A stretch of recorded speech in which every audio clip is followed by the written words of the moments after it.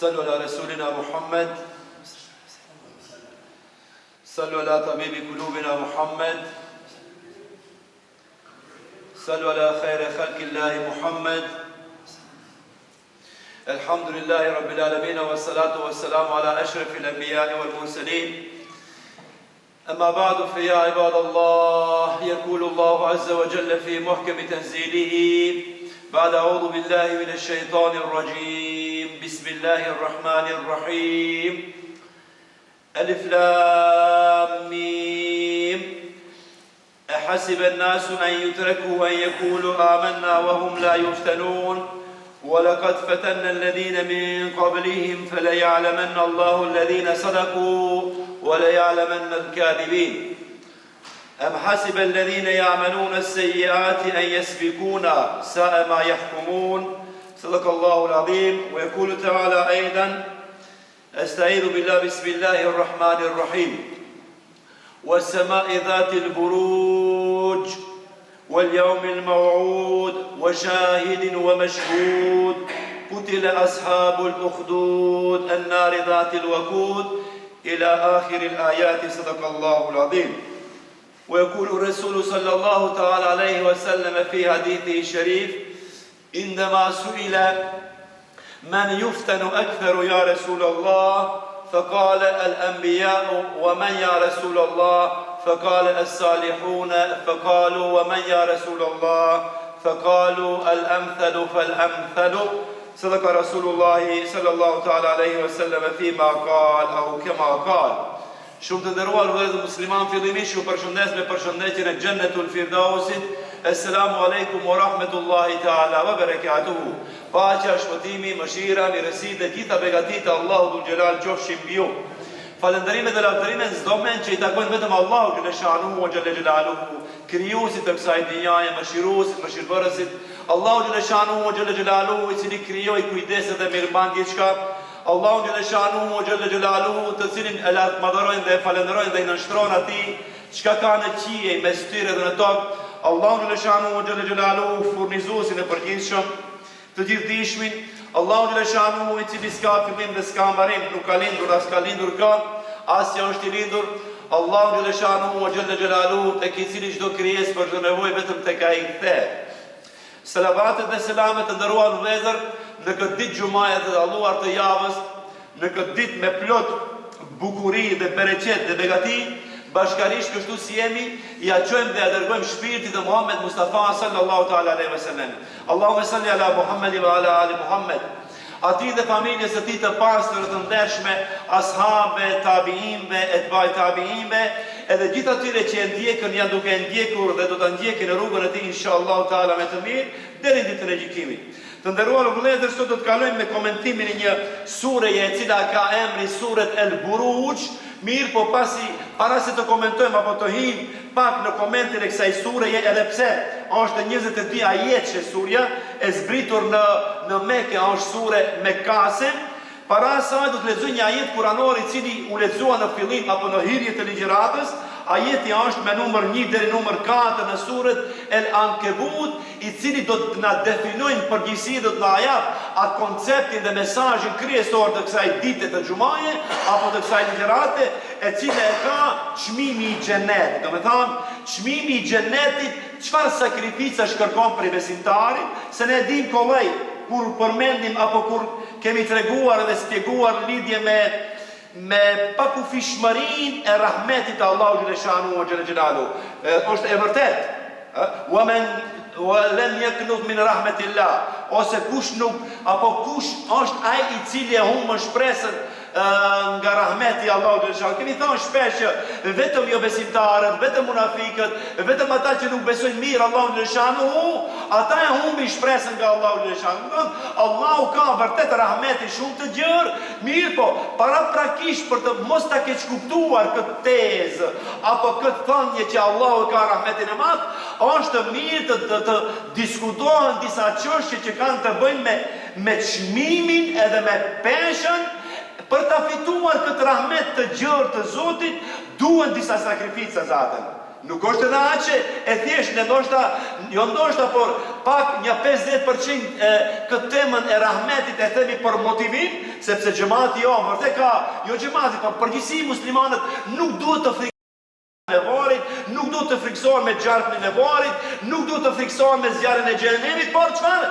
Duhet të motivohen që ta njohin Zotin dhe ta duan Zotin me emër të dashurisë për Zotin, jo në emër të frikës së gjarpit të vari apo të gurve të xhenemit apo të xhenemit përgjithësi kështu me radhë. Jo, Allahu xhaleshanu duhet kuptohet kështu, domethënë, duhet të kuptohet lartmadhëria e tij. Duhet të kuptohet pakufishmëria e butësisë të tij. Duhet të kuptohet pakufishmëria e furnizimit që ai u bën krijesave të tij. Edhe kur dhe e kuptosh se kush qen ka Allahu, sa i mëshirshëm, sa i fortë, sa i gjithdijshëm, sa i plotfuqishëm, sa i but ndaj besimtarëve, më shumë se sa nëna ndaj forshës së tij, atëherë do të fitohet një koncept dhe një bindje tjetër e jona për Zotin. Do të thonë, Allahu është i butë edhe ai me butësinë më të madhe e zbriti Kur'anin me begatin më të madhe që neve mos na friksoje, por të na tregojë që unë jam i mirë me ju. Andaj, nuk është e drejtë, është e turpë që ju të sillni keq me mua.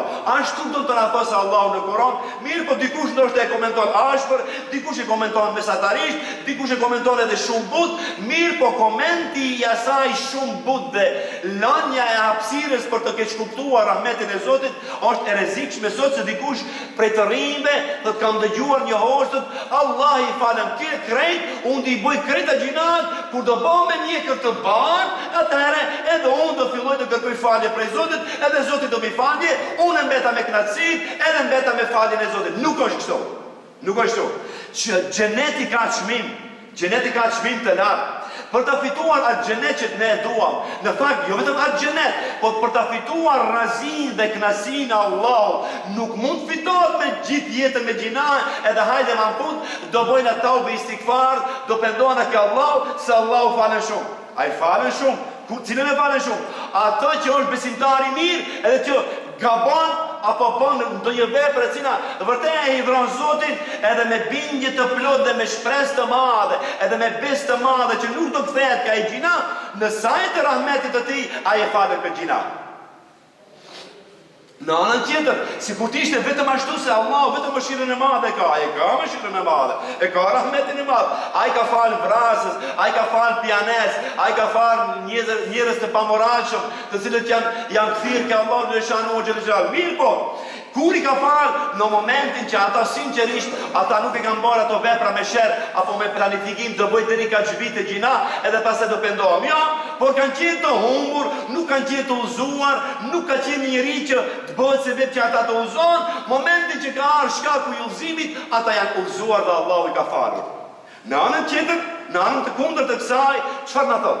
Në suret El Ankebut, e fillon ajetin e parë me Elif Lam Mim. Ne kemi folur për Elif Lam Mim shpesh, nuk do të kthehemi, është Elif Lam Mim që fillon edhe suretul Bekare, janë disa Elif Lame, disa Elif Lam Mim Ra, e kështu me radhë. Ky Elif Lam thotë kështu. Pasha Elifin, Lamin dhe Mimin, ma mirë të komentojmë kështu. Edhe pse disa komentatorë mendojnë se Elif Lam Mim ka kuptimin Elifi simbolizon Allahun xhelle xhelaluhu, Elifi do të thonë simbolizon Allahun, Lami mund të simbolizojë Gjibrilin a.s. edhe Mimi mund të simbolizoj Muhammedin a.s. Allahu a'lam bi muradihi, Allahu e di më së miri, a është ashtu si thamë ne, apo si ka thënë dietarët, apo nuk është ashtu. Mirë, pas këtij betimi në këto tre shkronja, betimin në Elifin, në Lamin dhe Mimin, të cilët edhe si shkronja kanë peshë të madhe në Kur'an, Allahu e di pse i ka vendosur. Sikur mos ishte e rëndësishme, nuk e fillonte gjithë këtë sure të madhe apo 286 ajete në Kur'anin famullar në suretul Bekare, ti filloi 286 ajete me Elif Lam Mim, edhe këto tre shkronja mos kenë peshë. Këto kanë peshë jashtëzakonisht të madhe në Kur'an, jo rastisht Allahu i ka vendosur në ajetin e parë të suretul Bekare apo në ajetin e parë të sures për të cilin flasim, e cila është surja e Marimangës apo surja e Ankebut. Çfarë thotë Allahu në shanu xhel xhelalu? Thonë, koncepti i kësaj kjo që në këtë dynjë mos mendo se të shkosh dhe e kalosh këtë dynjë, kjo vlen për babalarët, kjo vlen për nandat, për motrat, për vëllezërit, për studentët, për ata që i ka vdekur më i dashur i familjes, për ata që është pikëlluar jashtëzakonisht me një humbje të më të dashur të familjes. Vlen për studentët që kanë ranga provimet edhe pse kanë mësuar, po kanë dalur pengesat e tjera.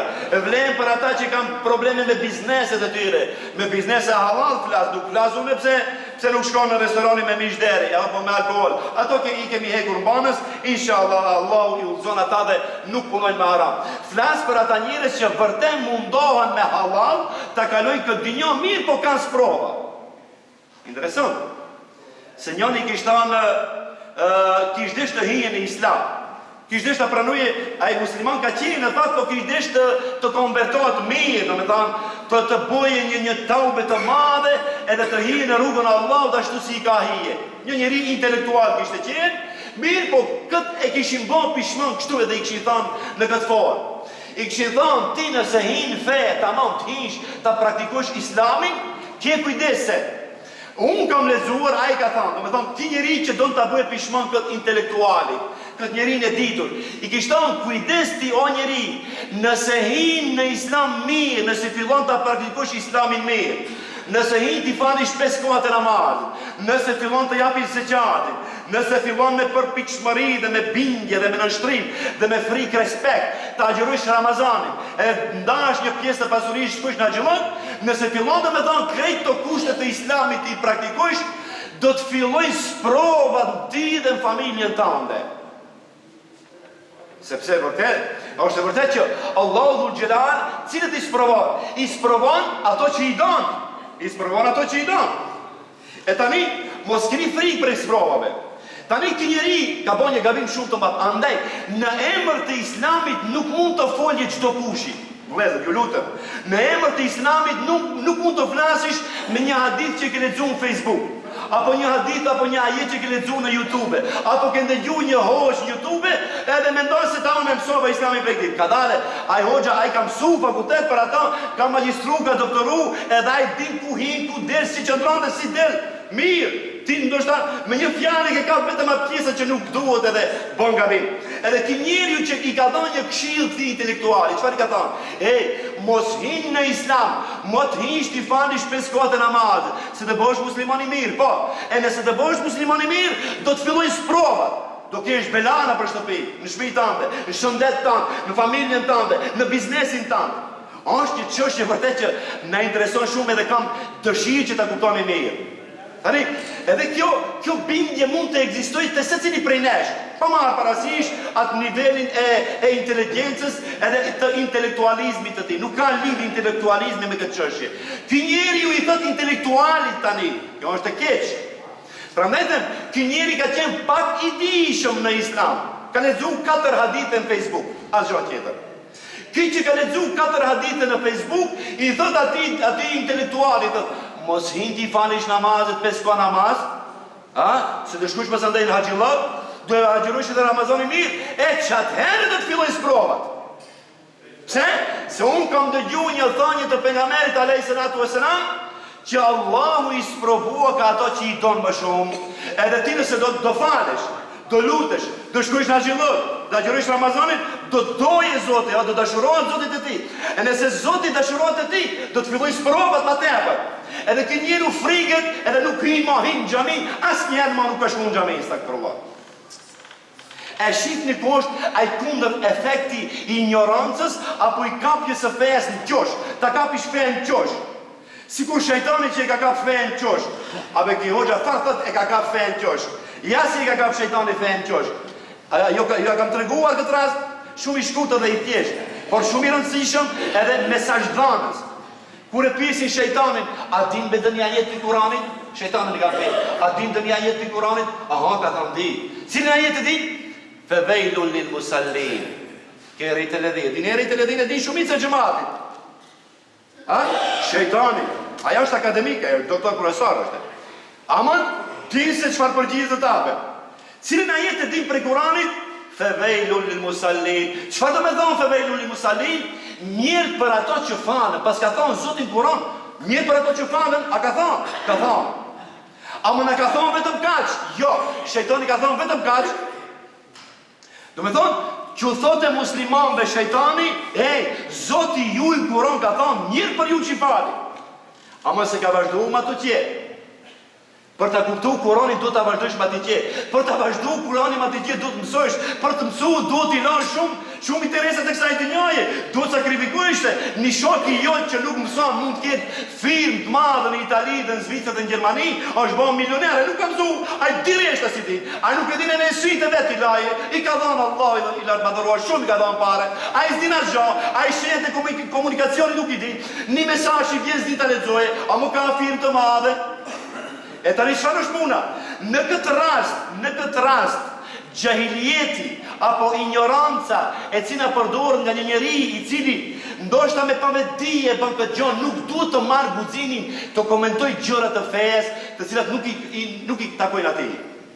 Sepse edhe shejtani i tha, Allahu ka thënë Kur'an mirë për ato që falen, edhe nuk e vazhdoi ajeti, feveilul musallin. Cilët janë ato që nuk falen? Apo cilët janë ato për cilët Zoti ka thonë mirë për ato që falen?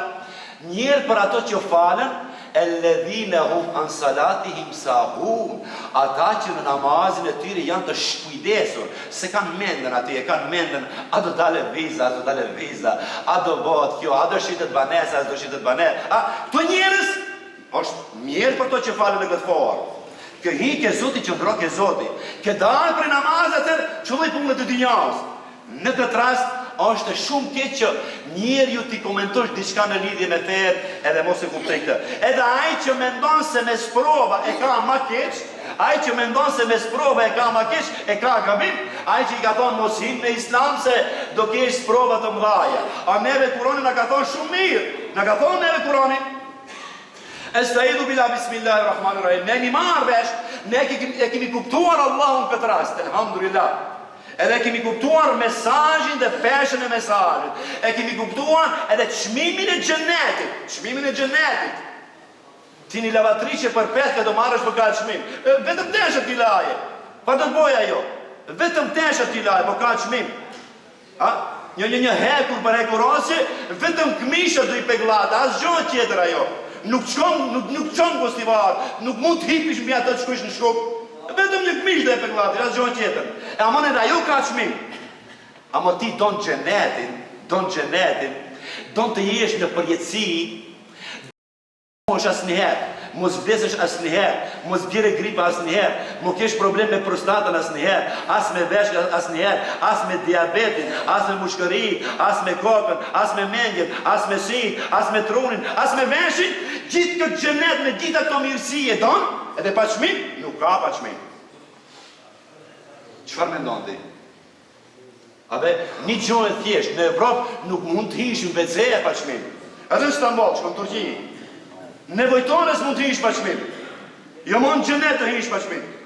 Si mendon? Prandaj neve na bën me dhir Kurani kështu ato shumë qartë dhe pastër. E hasiben nasu en yutreku en yaqulu amanna wa hum la yuftanun. E hasiben nasu, a menduan njerëzit, Allahu neve na thoshu, a menduan njerëzit, të cilët kanë thënë Amenna billahi, kemi besuar në Allahun dhe shanu o gjellë gjelalu. Ne krejt kemi thënë la ilaha illallah, ashtu. Besimin në Allahun hijet apo qilit me fjallën la ilaha illallah Muhammedu Resulullah. Allahun e vëna thët neve qëtu, pasër dhe shik. Ju që keni thënë la ilaha illallah Muhammedu Resulullah. En yutreku en yekulu amenna billahi wa hum la yuftanun. Ju që keni thënë la ilaha illallah Muhammedu Resulullah. A me ndoni se nuk do sprovoj? Nuk është e mundshme. Po ne të bëjmë dua, insha Allah, Allahu dhul gjelal, mos në sprovot me gjëra që s'mund t'i mbahet. Kjo dua nuk është haram, edhe është mirë të bëhet. Mirë, po ka diçka këtu. Që mos bëhen pishman ato që duhen të fali namaz, e tha hoxha që nëse ne falemi, nëse ne agjerojmë, nëse ne mbajmë fenë si duhet, do sprovohemi. Që mos sprovohem, më mirë mo hinë namaz. Jo. Allahu gjellë gjelalu i sprovon njerëzit si mas imanit të tyre. Kini kujdes. Edhe Allahu gjellë ma para për ty dhe për mua i ka përgatitur mënyra dhe metoda se si do danësh prej sprove, para se të ta quje sprovën. Allahu ka përgatitur ti shpirtrisht. Ne kemi pa, ndoshta kur i shih një të pamjet e rënda që ndodhin të vëllezërit musliman tanë në Siri, në Palestinë, në Afganistan, në Kashmir, në Burma të vëllezërit Rohingya në Myanmar që masakrojnë çdo ditë, edhe ne i shohim na dhimbsen shumë, edhe në momenti i shon mendja ke fëmia jote, ke familja jote, ke vetja jote, thua, ja Rabbi, mos ma çon as provë. Pse s'mund ta mbaj, ama ne nuk dim diçka, ne nuk dim që atyre njerëzve çfarë niveli të imanit kanë që i përballojnë gjitha ato prova, ne këtë se dim. Andaj, Allahu Dhul Gjelal të çon të arrit nivelin e imanit, nivelin e besimit, deri në atë shkallë edhe me milimetre nuk të çon sipër asaj që të ka qu imanin, nuk të çon sipër asaj sprova, ta dish, mos u mërzit. Nisoj sikur provimet e vitit të 4 të shkollës së mesme, çfarë? Ati du i bjen pyetjet e vitit 4. Nuk i bjen pyetjet e vitit parë të shkollës fillare, normal, që ajde i bujem më njëherë, po nuk është prova jo. Nuk është prova jo. Çfarë thot? Ajeti vijon dhe vazhdon, "Walakat fatanna alladhina kanu min qablihim." Mos keni gajle, edhe mos mërziteni se këto sprova që ju vin juve.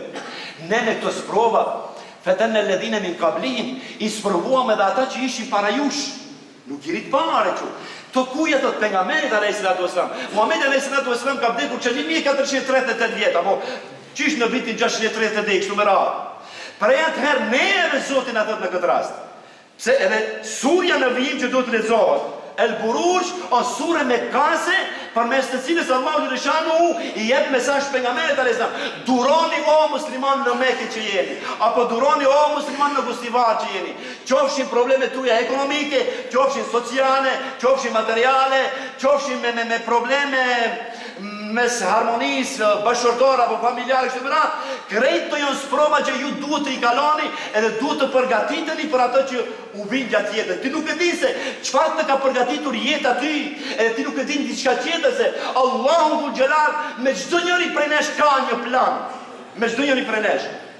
Këtë shënoh mirë. Do e them një, me çdo njëri prej nesh që dolëm ne nga nënat tona që lindën në këtë dynjë, Allahu me çdo njërin prej nesh ka një plan, edhe përmes teje Allahu don të realizojë një plan. Në momentin që plani i do realizohet me sukses, ti do kurrëzohesh me xhenet inshallah taala. Andaj mos u mbërzit për një sprovë që të ka ardhur, pse ti je klasë 8, edhe piqja është për klasën e 8. Apo je në fakultet, pyetje fakultative do të bëjë të fakultetit e kështu me radhë. Mos u mërzit, forcohu, bëhu burr, rrite imanin me ibadet, që sprovat që do të vinë të i kalosh me sukses inshallah taala. Në suratul Buruj, është sure mekase, është e flet për një popull interesant që Allahu në çfarë shkallë edhe në çfarë derexhe i sprovoi këto njerëz. Bëhet fjalë për një popull i thonë të zotët e hendekeve, apo e hendeqeve, të zotët e kanaleve, ashabul ukhdud. Ata që lexojnë Kur'an edhe me komentim, edhe me përkthim, ndoshta do t'i bien për fije se përse e kanë fjalë. Mirë po, surja fillon kështu, me ajetin e parë. Allahu Dhul Gjelal betohet në disa krijesa, në disa fenomene astronomike, për të ardhur në atë temën që don Allahu dhe duam ne tani. Dhe kështu, estaidu billah bismillahirrahmanirrahim. Ç'është sa ja sprovu njerëzit më para, edhe ti, edhe unë, as provohemi në karshi atyre, apo krahasim me ata, as edhe 1% nuk sprovohemi, edhe ata dojshin xhenetin, edhe ne duam xhenetin. E tani, ata atë xhenet, me çfarë çmimi e paguajtën, ne këtë xhenet që e duam tani, me çfarë çmimi jemi duke paguajtur, edhe sa jemi të gatshëm të paguajmë për këtë xhenet. I njëjti xhenet është, të njëjtat mirësi janë, të njëjtat pallate janë, krejt nga diamanti dhe ari dhe argjenti dhe elmasi dhe gjevahiri, krejt me lumejt me fontana, krejt me gratë të bukura, krejt me të mirat e Allahu që i ka krijuar ati në xhenet. Edhe ata i donin këto, edhe ne i duam këto. Mirë po, ata çfarë dhanë për këtë xhenet dhe ne çfarë japim në këtë dynjë për këtë xhenet, edhe tani çfarë japim. Edhe çfarë jemi në gjendje të japim me fakt për këtë xhenet. Allahu e fillon këtë sure kështu. Estaidu billah bismillahirrahmanirrahim. Was-sama'i dhatil buruj. Pasha qiellin plot yje. Kush është ky qielli? Është një krijesë e Zotit që Zoti e bëri këtë qiell. Walaqad zayyana as-samaa, ajet tjetër. Në surën Safat, me sa duket është. Walaqad zayyana as-samaa bimasabiha. Ne zbukuruam qiellin me kandim ndriçues, me yje. Në këtë rast was-samaa'i dhatil buruj. Pasha qielli me plot yje. Wal yawmil maw'ud, dhe pasha ditën e premtuar. Cila është dita e premtuar? Është dita e gjykimit, dita e kiametit është. Wal yawmil maw'ud, wa shahidin wa mashhud. Pasha dëshmitarin të dëshmuarin. Interesant. Për ta kuptuar mirë, duhet të tregoj jo tregim, por ky ajet apo kjo sure ka zbritur për një popull që jep gajret Muhammed a.s. duke i thonë, o Muhammed, nëse do ta marrë zhves një popull para teje, sa i zet hoqi që ta mbroj fjalën la ilaha illallah, ti do t'jap një gajret shumë të madh. Edhe neve na jep një gajret shumë të madh. E do e shohim se ne sa vuajmë për këtë islam, edhe sa çfarë çmimi paguajmë. Pasha wal yawmil maw'ud, pasha ditën e premtuar, wa shahidin wa mashhud, pasha të dëshmuarin dëshmitarin. Kush janë të do i shohim? Kutile ashabul ukhdud, kjo është tema. Mallkuar qofshin të zotët e hendeqeve. Mallkuar qofshin të zotët e hendeqeve. E di që nuk e kuptuam as gjë çfarë tha hoxha. Vërtet, edhe unë se kuptova të njëjtën. Kush janë zotët e hendeqeve? Kush janë pronarët e hendeqeve? Pejgamberi alayhis salatu wassalam në hadithin që transmeton Buhariu dhe Muslimi, gjithësisht e shpjegon rastin e kësaj sureje. Edhe pse ka fjalën Allahu në këtë sure. Flitet në vitin diku te 535. Do me thonë, disa vjet apo 40 vjet gati se para se molim Muhamedi alayhis salatu wassalam. Në Nejran ka një qytet në Arabinë Saudite, në jug të Nejranit diku ndaj andej. Thot, jeton të një mbret. Kjo është argumenti i zbritjes së sure dhe shkaku i zbritjes së sure është. Jeton të një mbret i cili kishte një magjistar i cili e këshillonte për çdo gjë këtë magjistari. Ai magjistari, mungjitori, plakët, i vjen pleqëria, i thot, o mbret, unë jam plakur, gjej një gjallë të ri, që mësoj magjin, edhe ta kesh për afër te këtë gjallin e ri, se unë një ditë do vdes. Edhe mbreti ja gjej një gjallë të ri, shumë të mençur. Kjo është lidhje me banorët e hendeqeve, të zotët e hendeqeve. Ky gjalli i ri donte ta mësoj magjin për këtij plakut dhe filloi shumë të interesohet për magjin. Mirë po, një ditë prej ditëve rrugës për të shkuar te magjistari takohet me një njeri besimtar, që kishte mbrojtur besimin origjinal të Hazreti Isës alayhis salam. Do të thonë monoteizmin. Besonte Zotin një, nuk ishte krishter. Besimtari mirë. Edhe ai shpjegoi disa gjëra rreth monoteizmit, që Allahu është një, nuk është tresh, kryqi nuk pranohet kështu me radhë, nuk duhet shkohet në kishë kështu me radhë.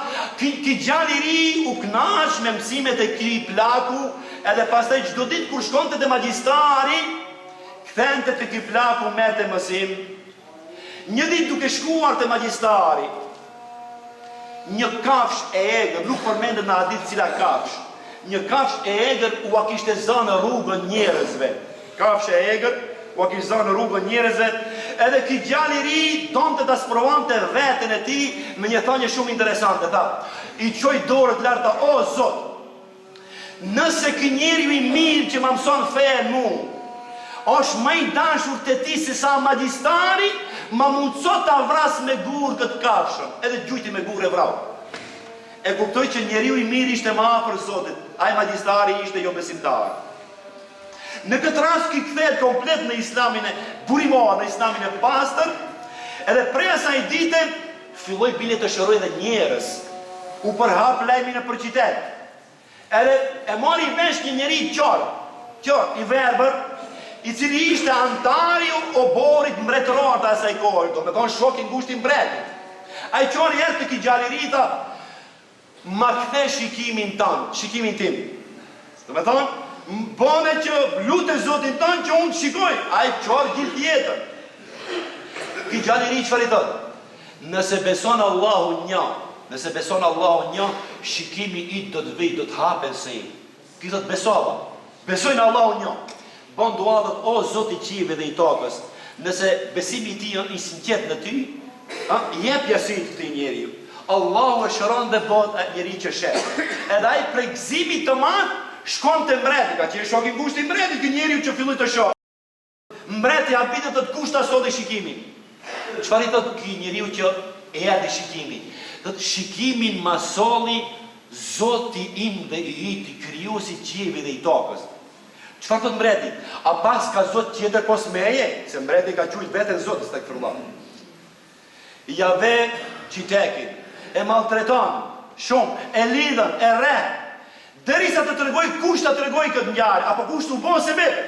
Ki tregon që një njeri i mirë, atë njerin e mirë, edhe atë e bie te pallati mbretëror, edhe atë maltreton të tregoj se kush është ai që e ka shëruar, më në fund shkon lajmi që djali i ri është ai që apo se vetë i ka.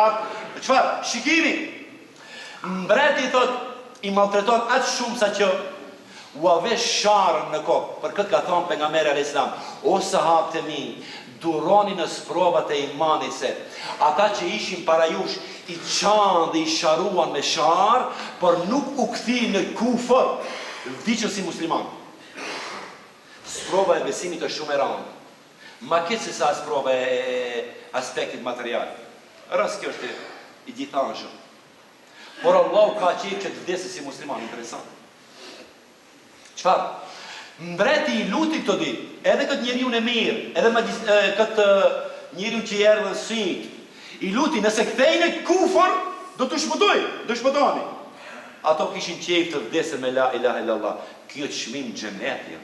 Edhe mbreti urnoi që të i presen me sharë për gjysmë të ditë. I pren me sharë, vdiqën, por vdiqën me iman. Këto sakrificat e para që janë bërë në emër të shahadetit në historinë e Islamit. Mbas kuptohet, mbas gruas së faraonit e disa raste të tjera kuptohet. Pastaj e zën edhe këtë djalin e ri, të cilin nuk ka mundur në asnjë forme ta vrasë. Interesant. Allahu kur nuk don të të vrasë dikush, gjithë bota më mbledh sun vrasin. Edhe gjithë bota më mbledh të shpëtojnë se të shpëtojnë. Kot, caktimi Allahu dhul xhelal. Çfarë organizoi? Një ekzekutim maramendës. E mori ushtrinë e madhe që kishte mbreti, e mora dhe këtë djalin në një maje të një kodre, ta shtin djalin të vdesë në fund të humneres. Kodra filloi të dridhet, krejt vdiqën ushtarët, djali shpëtoi. Shkoj djalit e mbreti, huabit mbretit, ka dole gjallë, Allah më shpëtoi të. Ushtarët e mi ku janë? Ka shku në gjenem modit, ka shku ushtarët të. Organizoj një anije të madhe, ta hudhin mes deti ku kishte shumë peshka qenë të harë. Shkatrohet anije djali me një drash shpëton, del në brek, të del. Vin të mbretit, ku shpëtoj? Më shpëtoj Allah. Ti dhe, po si mund të vdesësh ti? Djali çfarë i thot? Ka vetëm një mënyrë për të vdek unë. A do ta tregoj? Si mund të vdes unë? Po. Do marrësh një shigjet, do i mbledhësh gjithë njerëzit në mes të qytetit. Edhe para se të mgjuhesh me atë shigjetën, do thuash Bismillahirrahmanirrahim. Po është musliman të kanë. Në emër të Allahut mëshiruesi mëshirësit, edhe do thuash Bismillahi Rabbil Gulam. Bismillahi në emër të Zotit të këtij djalit. Atëherë do vrasësh. Edhe vërtet merr shigjetën bën bismillah dhe vret djalin. Po thotë do bërtasi shumë ta ndëgjoj edhe më i fundit atë që ta ndëgjoj. Kjo kishte qëllimin që ta ndëgjojnë të krejt thuan shahadetin. Oni se ki vdes, shikoni. Filozofia e këtij ishte kjo. Jo që ki të tregoj se unë kam një sekret, vetëm ashtu mund të vrasësh. Nuk ishte qëllimi që ki vetëm të vdese. Qëllimi ishte daveti këtij përmes vdekjes së tij të bëhen njerëz shumë musliman. Filozofi jashtëzakonisht e madhe. Edhe vërtet djali vdes, duke thënë shahadetin, e godet me shigjet dhe vdes. Krejt që ishin në qytet e pranuan Islamin, tha la ilaha illallah Muhammed. Isa Resulullah, se ishte koha Isa, mbas Isa alayhis salam. E pranuan Islamin, përveç mbretit, ushtarëve të tjerë, disa njerëz servil që i kemi në çdo kohë dhe në çdo periudhë të historisë njerëzore. Ata që thanë la ilaha illallah, këtu do të vi edhe këtu do të mbaroj. Prandaj quhet Allahu thot në Kur'an, mallkuar qofshin ata që hapën hendeqe. Çfarë bëri ky mbret për t'i dënuar ta njerëz? Edhe si e paguan xhenetin këto njerëz? Çfarë sprove patën këto njerëz? Inshallah nëse kemi, por nëse e kemi, inshallah me la ilaha illallah, inshallah. Mbreti urdhnoi ushtrinë të hapin hendeqe. Edhe prandaj përmendet fjala hendek, përmendet në Kur'an në dy forma. El ukhdud, kutil ashabul ukhdud, mallkuar qofshin ato që hapën hendeqe. Hapi hendeqe, gjata, kanalet gjata, i mbushi plot me zjarë hendeqet, e naru dhatil wekut, zjarë me lamë gjekse, këtu e përmend në ajeti vijuës. Edhe ata rinin anash hendeqeve, edhe me mija njerës i shtin në zjarë dhe i dogjën. Me mija njerës, bura, pleq, gra, fëmijë. Tërgohet një rast më në fund të rastit të ekzekutivit të tyre. Vjen një grua, një nënë e reje muslimane, që pranoi islamin në moment, me një foshnje për gjiri. Afrohet në pragun e hendekit, të hudhi në zjarë. Në moment kësaj, si çdo nënë, normal, çdo nënë i vjen keq për foshnjën e saj. Foshnje e vogël, e porsalindur.